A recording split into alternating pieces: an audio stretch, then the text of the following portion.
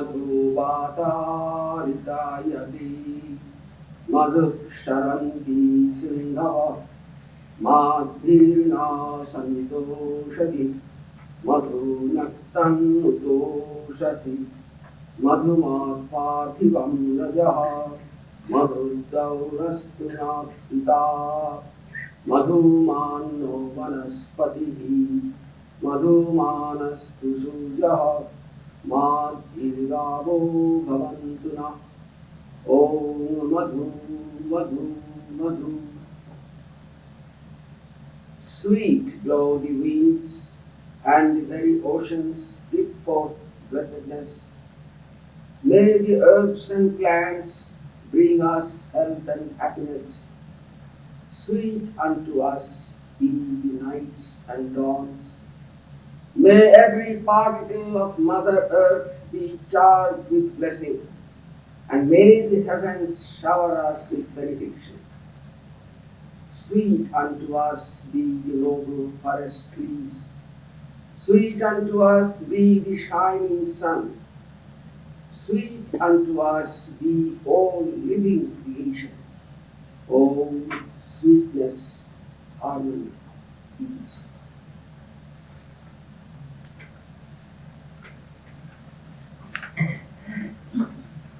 Friends, I am very happy to be with you this evening and to share with you some ideas about the topic announced, one word, one form. We live in a world of many forms and many words. Form didactically does not mean only visual form. Any experience is called a form. We see the tree, it is a form. The tree is a form. We hear a sound, the sound is a form. We touch something, that experience of touch is also a form. So all kinds of experience is a form from the Vedantic point of view. Our thought is a form. Our emotions are forms. So you can see we are living in a world of forms, multiplicity. At the same time, parallel to the world of forms, there is a world of words. Anytime we experience something, there is a corresponding word in our mind. And if that word is missing, we are uncomfortable. We have gone to a flower garden. Most of the flowers are known to me, but I see one flower which I cannot identify. I asked my friend, he cannot tell me. I asked another person, could you tell me what the name of this flower? Cannot tell. Then I go to the gardener, and the gardener tells me this is this botanical name, incomprehensible botanical name. But I am satisfied. Oh, I have known that flower. It is this. See? So, in our mind, there is this flow of forms, this procession of forms. At the same time, there is a procession of words. Now, the word and the form are very closely associated. Rather, they are inseparable. When I see a tree, the fragrance tree, and the word tree are closely associated, cannot be separated. You see. The great Indian poet Kalidasa, introducing his famous work Kumar Sambhava, he salutes Lord Shiva and his consort Parvati, Divine Mother. And he says in that verse, Bhag arthai samprikto, Bhag artha sampattai, Jagatam pitarau bandi, Parvati Parameshwaro.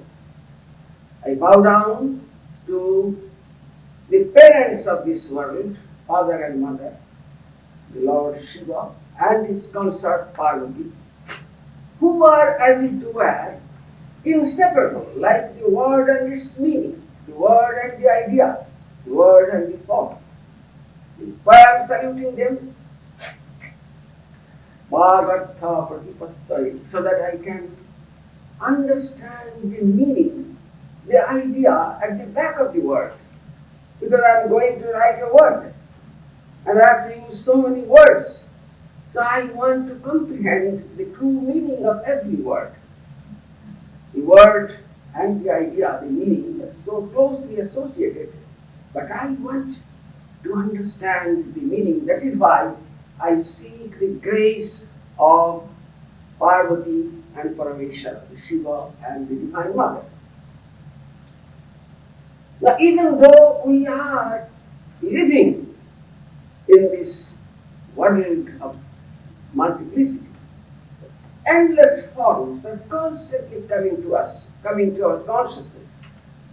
And endless words are reverberating in our mind, is the fact. But that is also a fact, we are all the time seeking unity. If all the time there is multiplicity, we are again uncomfortable. In our experience of multiplicity, side by side, sometimes there must be the experience of unity. Let us take some examples. Say our body. Our body is composed of many organs, many parts. I have innumerable hairs. I have this head, these eyes, the ears, the hands, each hand has 5 fingers, the feet, stomach, and inside the body so many other organs. Now I sometimes have to be conscious of these different parts. Oh, I am not feeling well today. I am not hearing well in this ear, right ear, not left ear. Oh, my one of the teeth is aching. Oh, my back is aching. Oh, there is ache in my knee joint. So we have to be conscious of the different parts of our body. Now, if this goes on for all the time, I am miserable. If I have to go pick my mind over the different parts of my body all the time, I am miserable. I am comfortable when I think this is my body, this is me, and unity. If all the multiplicity is there, the many are there. But I have to feel an unity among these different parts. And when I say, I am this body, I'm all right, then I'm happy. Now, apart from the body, we have also the mind, the seat of thoughts, the seat of emotions, the seat of ego. Now, I cannot just think of the body. The thoughts are coming, different thoughts. And if all the time I am conscious of these different thoughts and different emotions, I am again restless. Because sometimes I have to think I am a personality. This body, this mind, this ego, these emotions, all together, I am Mr. So and so. It includes my body, my mind, my ego, the different elements of my personality. But sometimes I have to be conscious of myself as a unity, a personality. You see, then I am happy. And this has to come in our daily life.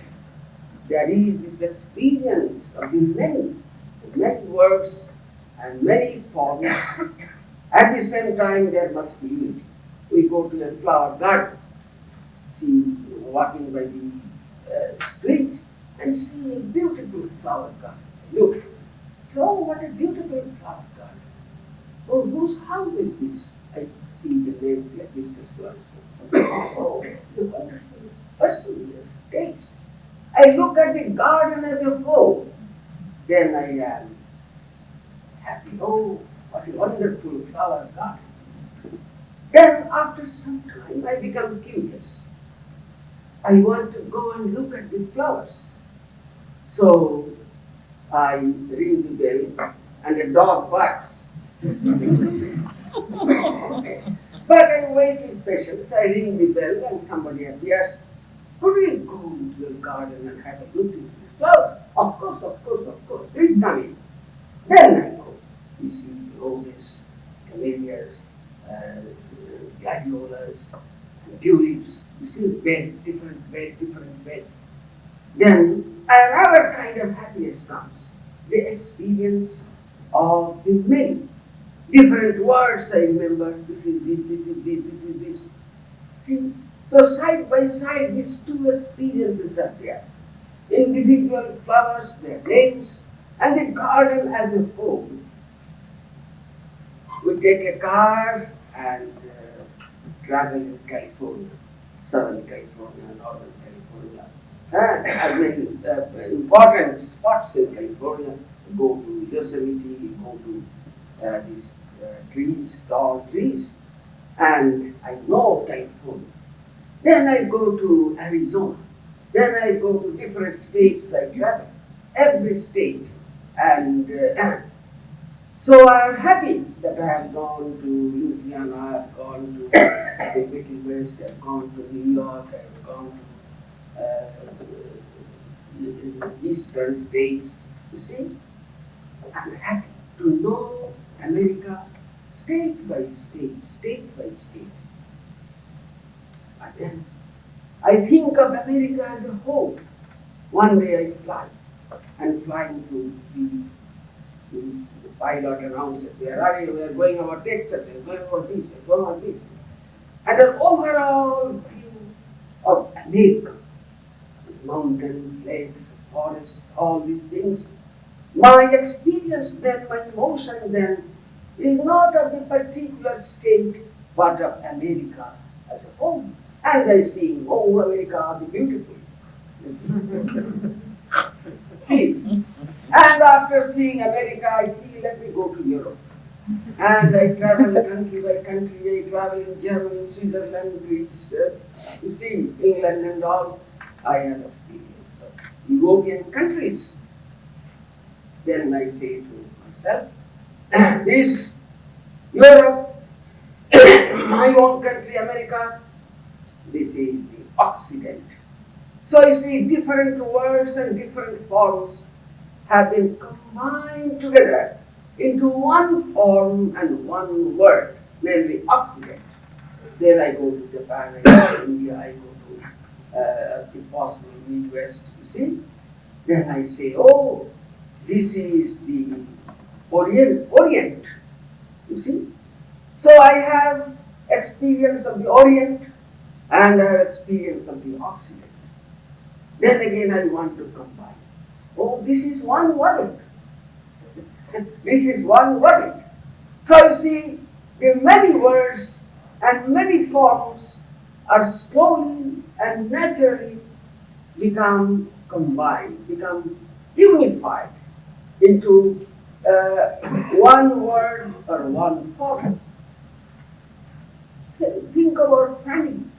In my family, there is my wife. I have no wife. I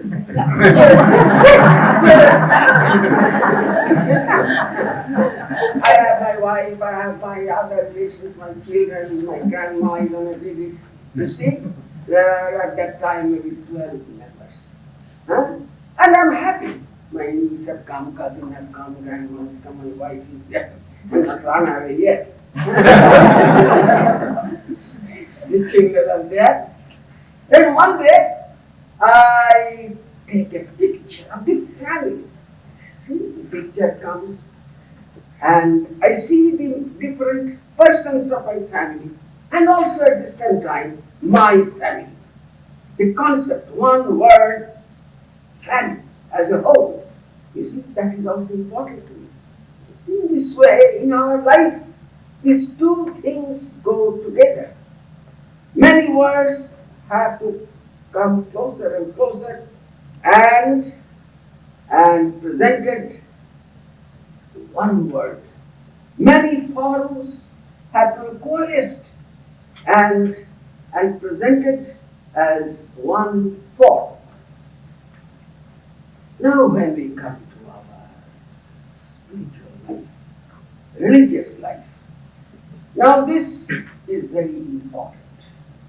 as you know, in Vedanta and also in other mystical religions, we are confronting again the manifold. When we come to religion, the manifold does not go away.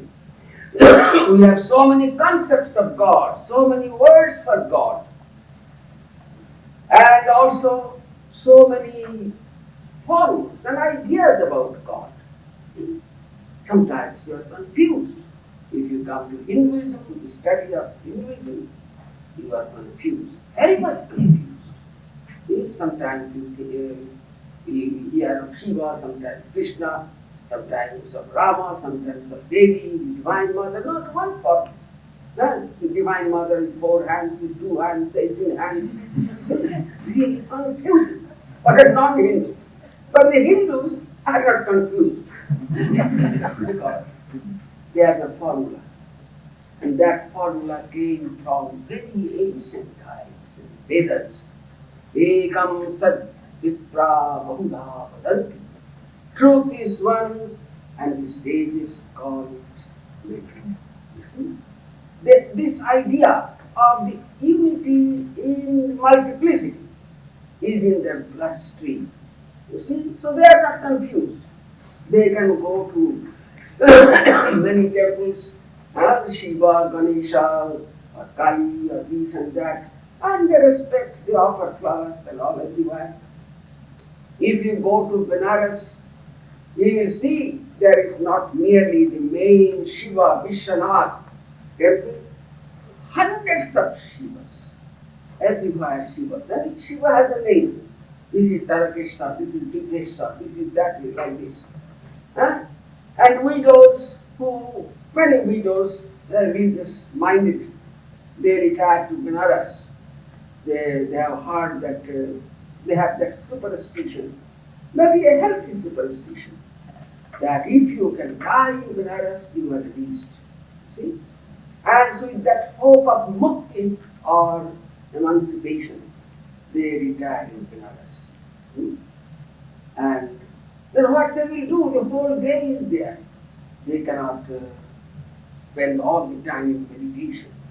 So what they do, in the morning they go to the river Ganga, have a bath, and take a water pot, you see. And first they will go to the Shiva temple, Vishwanath, and worship and all. Then go on, you see. One day, one sight, because the whole city of Benares is filled with these temples. And Shiva, this god, that god. And they know that Shiva is a god who is very easy to please. If you just sprinkle some water and throw a leaf, he will be happy.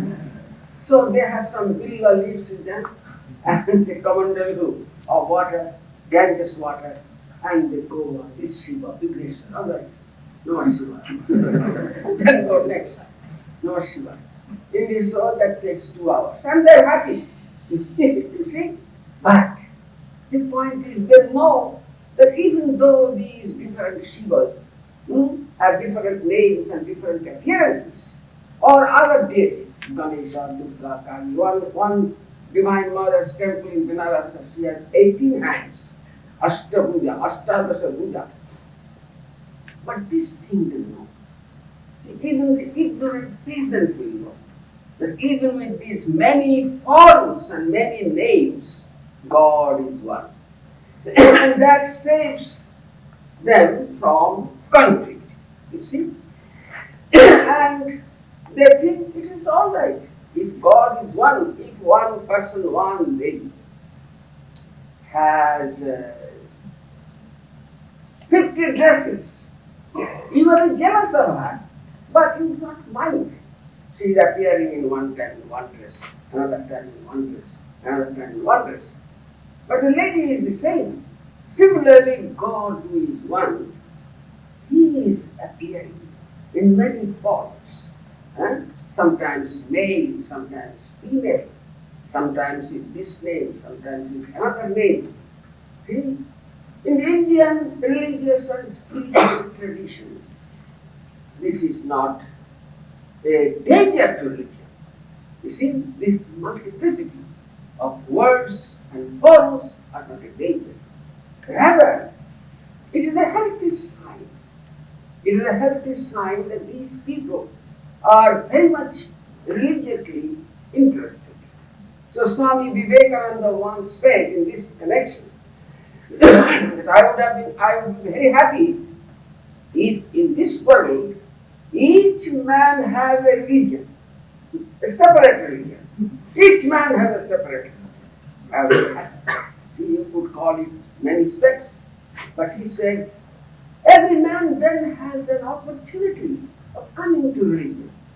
See, a person goes to a Baptist church. He likes many things, but certain things he does not like. See? So this is the case. We can like one idea of religion, idea of God, and one name, you see. But certain things you do not like. So you have to have, because the human mind is a creative mind. The human mind shares the mind of the divine. How creative is the mind of God? You see, He is creating and presenting endless human forms, say human forms. But each face within this small area, that great sculptor does something, and each face becomes different. Millions of people who are born, who are living now, and will be born afterwards, each has a different face. What kind of knowledge, what kind of conception is necessary for the master sculptor named God? You see? So, in religion, let there be many forms. Let there be many names. It is healthy according to the Indian outlook. You are a bhakta of Krishna. You are a devotee of Krishna. Huh? So you are repeating the name Krishna, Krishna, Krishna, Krishna. After some time it becomes boring. Then you choose another name of Krishna. There are 108 names of Krishna, 1000 names of Krishna. You open that book and you select another name, Govinda. 5 days, Govinda, Govinda, Govinda, Govinda. That becomes boring. Then you add another name. Narayana, Narayana, Narayana. Like that. It is interesting if you have so many names. Now, if the wife has only one name, the husband sometimes speaks both. So he devises many names. Honey, I will call you from today Lily.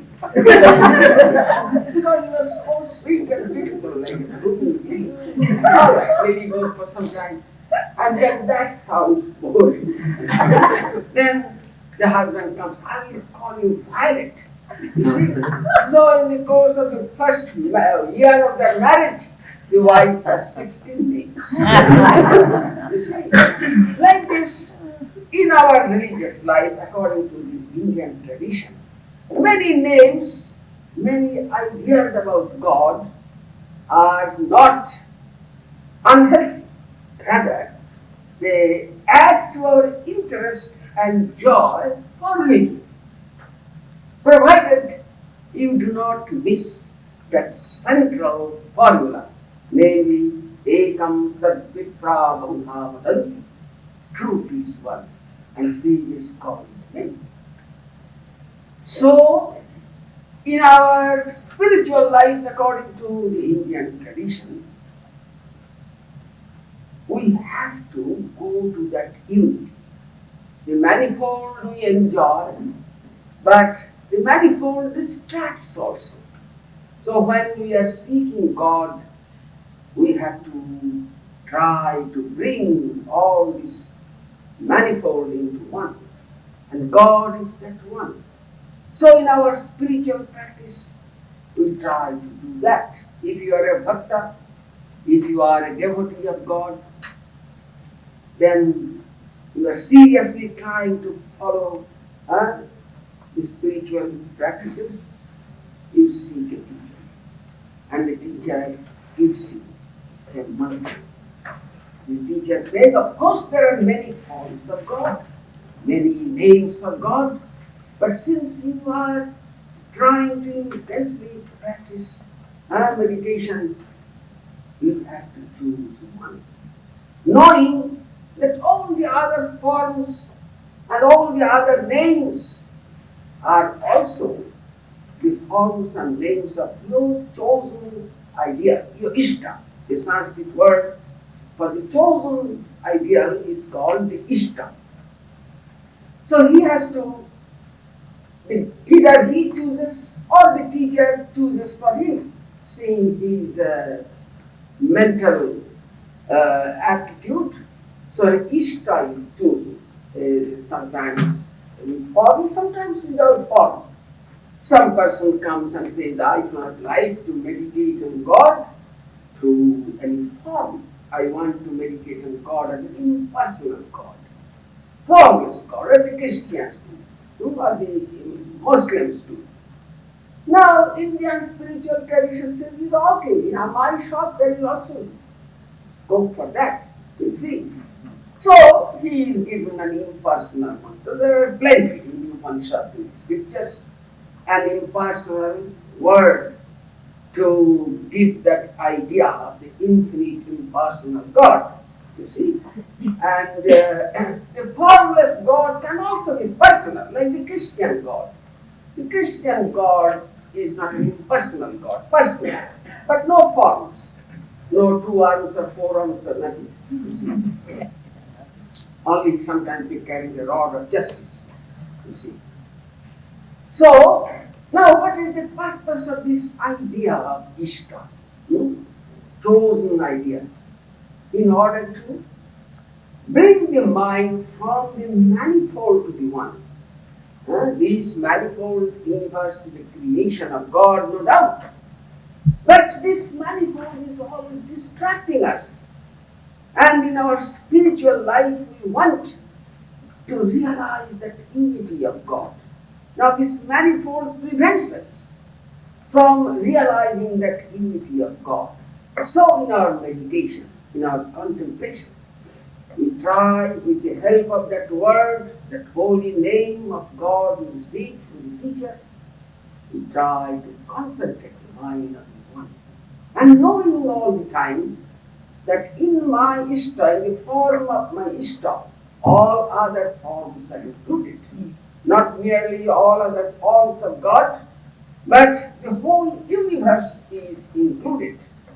So we have in the Upanishads and other scriptures, the form of God is described in cosmic terms. You see, the head of God is the whole heavens at the head of God. The whole universe is brought down to that particular form of the God.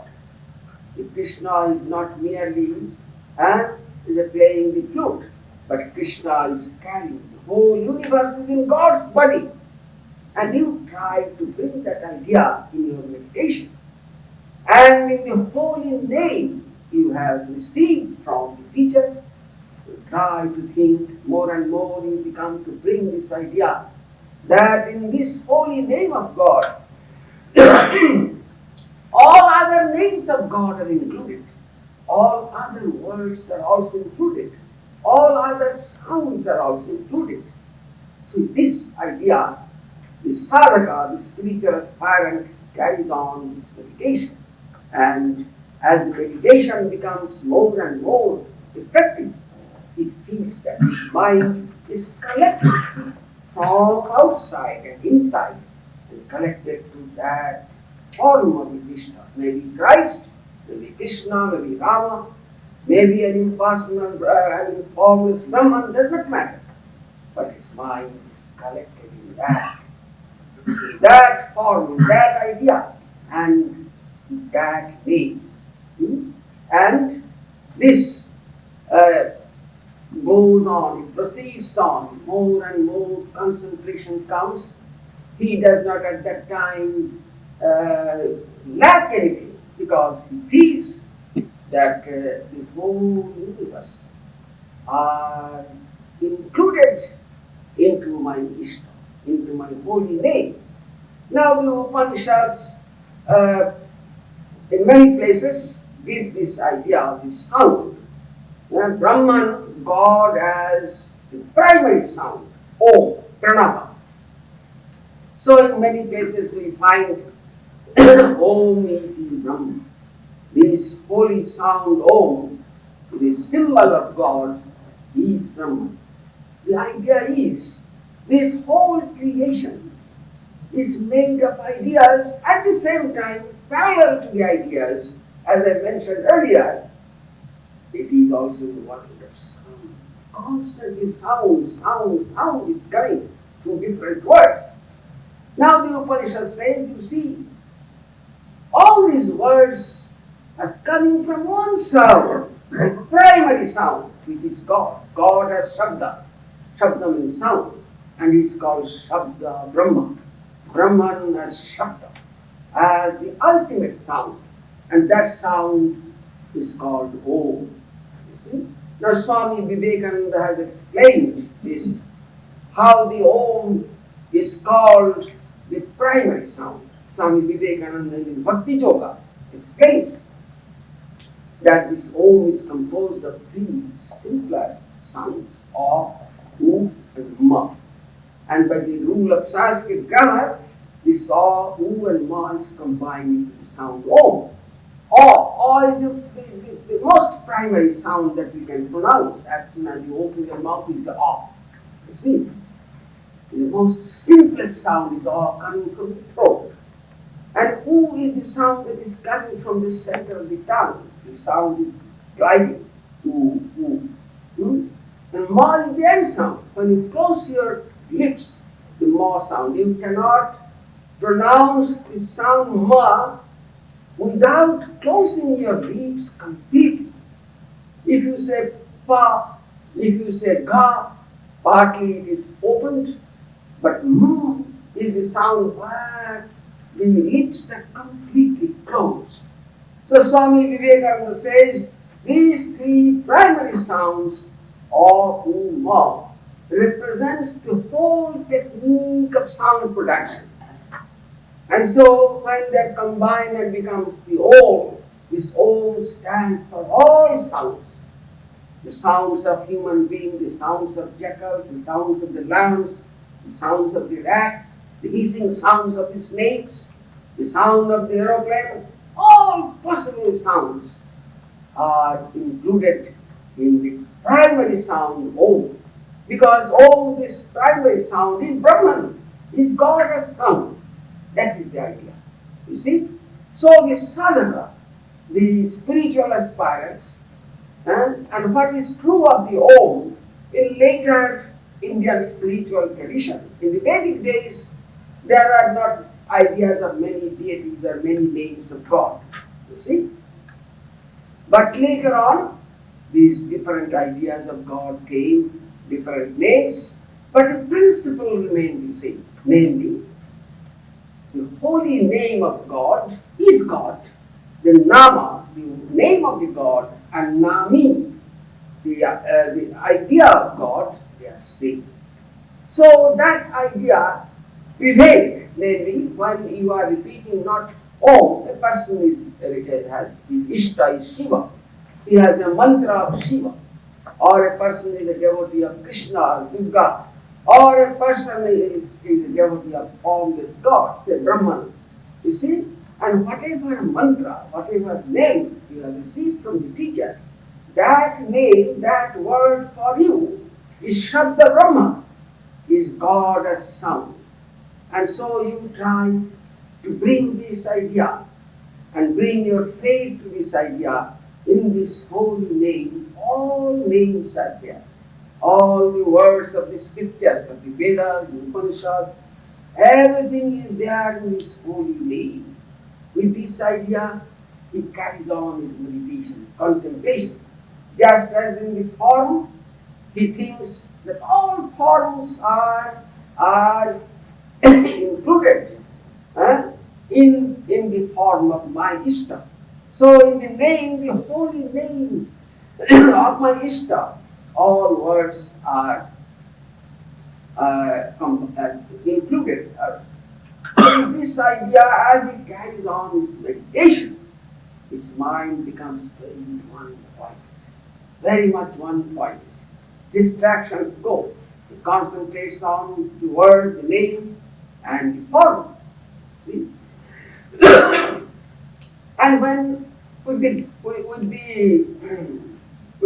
this practice of meditation goes on and on, he experiences great peace, great strength. You see, any experience of unity gives you strength. The more your mind is distracted to many, that peace is broken.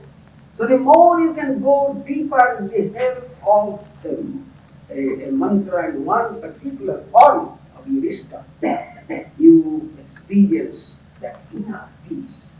And in that peace, you see, all other experiences are included, you see. So there have been devotees, when they come back from that meditation, the mind has got now a new color, the color of unity, the color of one. So it comes back from this, comes back to the old world of multiplicity. But this man, as a result of his meditative practices, he is not so much distracted. On the other hand, he begins to feel the unity in the manifold. He sees many human beings. Formerly he had that likes and dislikes. Oh, that fellow. Oh, that fellow. You see, likes and dislikes. But now, the color has changed. He begins to see the form of his ishta in all human faces. As Vivekananda mentioned in one of his poems, he said in that poem, I see my own face in all human faces. You see? So that idea of unity comes in our practical life. You see? All that, even in the animals, he begins to see his ishta. You see, I read one nice poem written by a Christian mystic. There he says, mentions the experience. Whenever I see any tree, I remember the cross. Lord Jesus, he died on the cross, which was made of wood. So when I see any tree, I remember that cross. When I see the sky, I remember the heart of Christ. When I see any thorny bush, I remember the crown of thorns which he had to wear. You see, all experiences have been for him converted into the Christ experience. See, whatever he sees, he can associate with Christ. This power of association of the mind is very wonderful. In the spiritual life, it is a great asset. It is a great asset. You can now, normal persons, you see, a normal lover, for example, he sees a rose and he is reminded of the sweet face of his darling wife. You see. But for him, for a devotee of God, anything he sees reminds him of the sweet face of his beloved. You see, chosen, created, like Christ, like Shiva, like this. And all sounds, anything he hears, becomes for him divine music, as it happened to Saint Francis of Assisi. You remember in his life, walking in the streets, and he hears the songs of birds, and for him, the birds are praising God. Praising God. He sees the sun, at once he associates the sun with God. He calls him brother, son. Like this, the whole world has changed for him. The many forms are more and more combined into simpler and simpler forms, ultimately to the form of his own Ishta, of his own God. And so also the words. Whatever he hears, he associates with the sound of divine name. You see? In this way, in our spiritual life, this many on the spiritual level becomes more and more simplified, combined, and ultimately lead us to the experience of the one God. This could happen in the way of bhakti, devotional way, or in the way of knowledge. You see? Now, in the way of knowledge, the Upanishads declare, you see, the ultimate reality. This manifold world, of course, is a material universe. You see matter, you see energy, you see so many things, and internally you see your mind, numberless thoughts and emotions and feelings and desires. But really speaking, they are all one. There is one reality, that is God, and that is the Spirit, that is Satchit Ananda, the eternal, unchanging reality which is called Sat, the infinite existence, and everything that exists also is a piece of knowledge that comes into your consciousness. So whatever exists is also consciousness, and whatever exists also gives you joy. When you are selfish, when you are ignorant, your experience of joy is very selective. You derive joy only from certain objects and certain persons, and you are disgusted, irritated, and angry by seeing other things and other persons. But more and more you grow spiritually, then you feel the joy of God everywhere. You open your eyes in the morning, and joy pours into your heart from all directions. From the sky, from the east, from the west. Joy, joy, joy. That is not the joy of ice cream or what you eat. That is the joy of God. The basic joy. So the Upanishads declare that the reality is Satchit Ananda. The basic, unchanging, eternal existence, which is also the light of consciousness, which is also joy, Ananda, blessedness, bliss. And then the Upanishads describe your own true self. Is that reality? Is that reality? It is ignorance that is telling you are an individual, little individual. But go deep, discover yourself. Discover yourself. Go at the back of your body. Go at the back of your life, prana. Go at the back of your mind, of your ego. Then you will see who you are.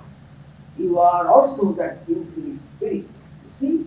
So the Upanishad says, the stage comes when man feels, Aham Brahmasmi, I am one with Brahman. Brahman's ultimate nature.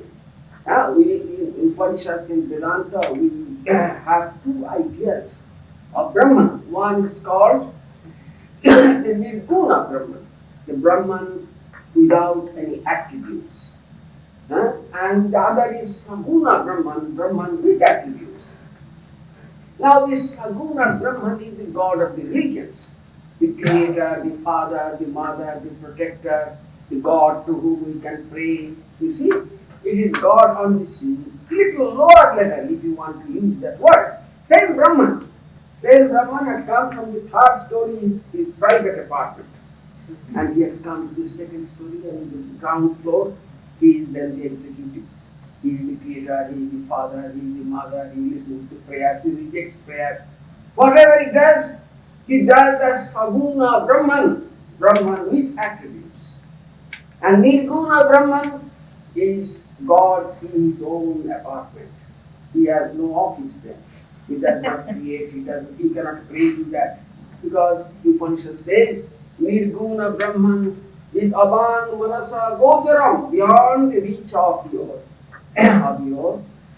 words and of your thoughts. But the same God. So Upanishad says the man also has two natures. One, our usual individuality or personality, is the working man, the individual man. He enjoys, he suffers, he works, he does, he will be born. But at the back of that that man, that individual, that is the true man, the true self of man. And that true self of man shares the same truth of the God, the Absolute, the Nirguna Brahman. And so man can reach his true self through the process of analysis, the process of contemplation. He can go deeper and deeper and find out his true self. So the Upanishad says when you go to your true self, you then find when you come out from your meditation, you then see this whole world is an expression of my true self. My true self is that infinite consciousness, and whatever you see, actually it is a projection of your own consciousness. So the language for the Jnani and the Bhakta is different, as we can see. The Bhakta, the devotee says, all is the play of God, all is God. And this man says, all is me, it is me. I am appearing as this space, I am appearing as the human beings and the animals, it is me, it is me. So he becomes cosmic, you see. Now, great teachers have said, particularly in our days, Sri Ramakrishna and Vivekananda, that these two experiences are not different. The experience of the ultimate unity can be attained either through devotion or through this process of knowledge, through the process of analysis, vichara. But the experience is the same.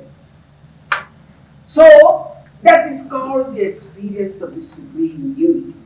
Now, in the process of reaching that unity, of course, as we can see, we have to go through this process of detachment, process of discipline, because the mind, normally the ignorant mind, is attached to so many things.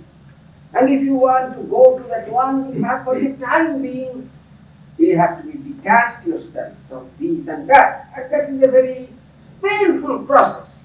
What is called vairagya, dispassion, and viveka, the discrimination. But we have to do that. But finally, when we have reached that one, then we see that it is the same one who has become many. That Shabda Brahman, that one word, that Om, or whatever other name of God, that one word has become many words. You see? Then you are not intolerant of any sound, even any kind of sound, even in the terrible noise of the jet plane. It is possible to feel that it is own Ishta mantra is sounding. You see that one sound, one word has pervaded all sounds, and one form has pervaded all forms. It may be, if you are a bhakta, that form is God's form, your own Ishta's form, and that word is your holy mantra, your holy name. And in the path of knowledge, self-knowledge, that form is you, your true self, as that infinite consciousness. And that word is, you see, really speaking, at that stage, no word is necessary. See, in the case of self-knowledge, see, you go to that unity in the depth of your consciousness, and you have samadhi, with that experience of that ultimate unity. And when you come back, you say, in the language of Chandogya Upanishad, that I am all. You use the word I, but that I does not refer to your ego. The true I, the true self. And you say, Aham idam sarvam, I am the all. And in practical life, this experience has far-reaching effect in our practical life. If I am the all, I cannot hate anybody. I feel closeness, friendship, love with all. Swami Vivekananda brought out these ideas in his work Practical Vedanta. Vedanta, the Vedantic truth has to be reached, of course, through discipline, through meditation. But when you have realized the truth, it is intensely practical. You can real friendship, real love, real cooperation is possible. You see, because for you there are no likes and dislikes. It is all me. It is all me. You see. So Swami Vivekananda was for applying Vedanta to our practical life. Don't keep Vedanta only for the hour of meditation. In the hour of meditation, as much as possible, go try to reach that one. But when you come back, don't forget that one. Apply that one. Apply that one to your practical life. See your children and don't say, my child, my child. Say, he is the child. Same God, the same Gopala, the same God appearing as my child. So the teacher in the Brihad Upanishad, Yagavakas, tells this to his wife, my dear darling wife, listen. The love that the wife devotes to the husband is not coming from the sake of the husband. It is coming from the great self, that Atman, who is in the husband. And the love for the wife is not coming from this for the sake of that beautiful wife, or hair, or lips, or earring.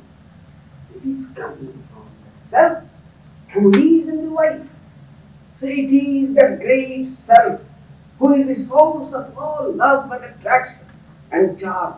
You see, he expressed this in his wife. So we have to apply these things. Or normally we think our spiritual life is just when we go to meditation and we forget everything. No. You see, we have to remember these great truths about unity and friendship and universe and apply this to every action.